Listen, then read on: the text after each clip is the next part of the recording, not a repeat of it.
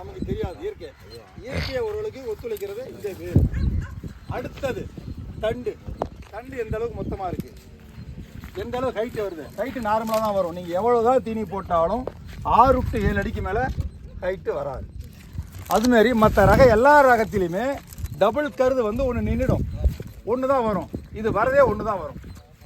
சத்து பூரா ஒரு கருது தான் போகும். அப்போ உங்களுக்கு வெயிட்டு வரும். ஓகேங்க, நல்லா புரியுதா? மற்ற ரகத்தில் புழு தாக்கல் அதிகமாக இருக்கும், இந்த ரகத்தில் புழு தாக்கல் ரொம்ப ரொம்ப கம்மி. ஏன் சார், இந்த சோவை இருக்குது பார்த்தீங்களா, இந்த சோவையில் முள்ளு முள்ளாக இருக்கும், இந்த சோவையிலையும் முள்ளு முள்ளாக இருக்கும். அப்போ வந்து புழுவினுடைய அடிப்பகுதி வந்து ஒயிட் கலரில் மெல்லிய பகுதி, அதனால் ஊர்ந்து கடிக்க முடியாது, போய் குத்தும், அதனால் ஊர்ந்து போக முடியாது. 2. அடுத்தது இந்த ரகத்தில் மற்ற ரகம் எல்லாம் பார்த்தீங்கன்னா இப்படி காமிக்கும், இப்படி காமிக்கும். சரிங்களா? 120 நாள் எப்படி இருக்குது, 130 நாள் தொங்கிடும். நீங்கள் வண்டி விட்டா இருக்கும்போது 60% கீழே தான் கிடக்கும். அதை பொறுக்கிறதுக்கு 10 ஆள் கொடுக்கணும். இது 6 மாதம்னா அப்படி தான் நிற்கும். ஏன்னா ஸ்ட்ரைட்டாக இருக்குது. இந்த சோவை வந்து மறைச்சிக்கும், கருது இருக்கிறதே தெரியாது. பாருங்கள், கருது இருக்கிறதே தெரியாது, இவ்வளோ தான் தெரியும். ஆனால் மற்ற ரகத்தில் இப்படி இருக்கும், 120 நாள் இப்படி இருக்கும், 130 150 நாள் தொங்கிடும். நீங்கள் வண்டி விட்டா இருக்கும்போது கீழே தொப்புன்னு விழுந்துடும். இது எவ்வளோ நாள் ஆனாலும் இப்படி தான் இருக்கும். இது நமக்கு ஒரு ப்ளஸ். ஓகேங்களா? சரி சார், இதை விட என்ன ஸ்பெஷல் இருக்குது? நமக்கு பார்க்க கருது சின்னதாக இருந்தது. மற்ற சில ரகத்தில் பார்த்தீங்கன்னா சோவை பார்க்க பெருசாக இருக்கும், கருது சோவை அதிகமாக இருக்கும், நம்மளுக்கு சோவை கம்மி. சரிங்களா? எவ்வளோ பெருசு இருக்குங்க, நுனி வரை மணி பிடிச்சிருக்கா, நல்ல கலர் இருக்கா. அடுத்தது சக்கை. மெயின் சக்கை சிறுசாக இருக்கணும், சோளம் பட்டையாக இருக்கணும். அறவை திறன், இதுக்கு பேர் என்ன சொன்னா அறவை திறன். இப்போ உங்களுக்கு ஈல்டு கூட வரும்னு சொல்லிங்களா சார், அப்படின்னா அறவை திறன் மிக முக்கியமான காரணம். அறவை திறன் எப்படி கண்டுபிடிக்கிறது? அறவை திறன் என்ன சொல்லுங்கண்ணா பாப்பா, அறவை திறன் என்ன?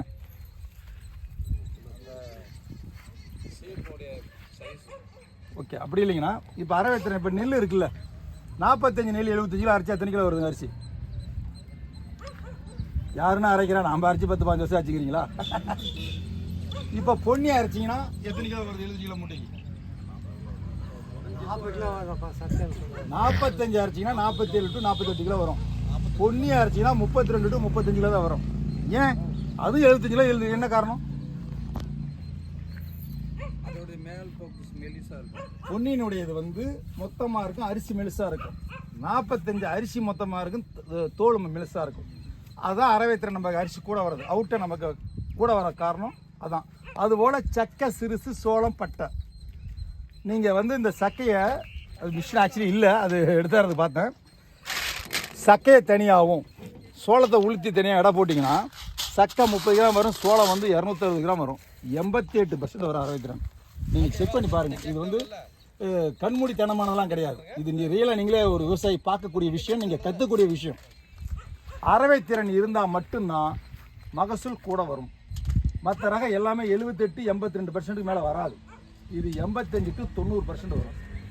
அதனால தான் நமக்கு மகசூல் கூட வர்றது மிக மிக முக்கியமான காரணம். சரிங்களா? ரகத்தை பற்றி தெரிஞ்சுக்கிட்டீங்களா? ரகத்தில் என்ன ஸ்பெஷல் இருக்குன்னு? ஓகே, எப்படி சார் மெயின்டைன் பண்ணுறது? எப்படி மெயின்டைன் பண்ணுறது? விதையை பற்றி சொல்லிட்டோம், இயற்கையையும் சொல்லிடலாம். இயற்கை வந்து நம்ம கையில் கிடையாது, இருந்தாலும் ஆடிப்பட்டம் ஊன்றது பெஸ்ட்டாக தெரியும். சரிங்களா? கம்மியாக இருக்கு. ஏன்னா மக்காச்சோளத்தில் சில பேர் புழு தாக்கல் இருக்குது சார், நீங்கள் விதையிலே கலந்து விட்டீங்க அப்படின்னு சில பேருக்கு டவுட் இன்னும் இருக்குது. அது வந்து அது கிடையாது, இயற்கையினுடைய மாற்றங்கள். நமக்கு எப்படி ஒரு Audio Jungle.